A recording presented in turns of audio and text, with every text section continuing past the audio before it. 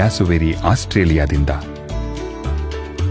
ಕತ್ತೆ ಕಿರುಬ, ಗೇಂಡಾಮೃಗ, ಕೆನ್ನಾಯಿ ಮತ್ತು ಆನೆ ಏಷ್ಯಾದಿಂದ,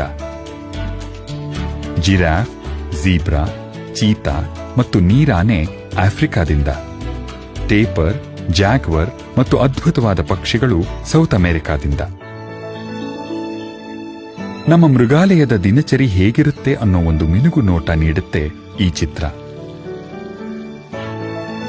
ಕೆಲವು ಮರೆಯಲಾಗದ ಪಾತ್ರಗಳನ್ನೂ ನಾವು ನಿಮಗೆ ಪರಿಚಯಿಸ್ತೀವಿ.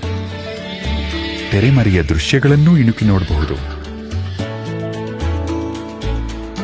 ಬನ್ನಿ, ನಮ್ಮನ್ನ ಏಷ್ಯಾದ ಅತ್ಯುತ್ತಮ ಮೃಗಾಲಯಗಳಲ್ಲಿ ಒಂದು ಅಂತ ಯಾಕೆ ಕರೀತಾರೆ ಅಂತ ತೋರಿಸ್ತೀವಿ.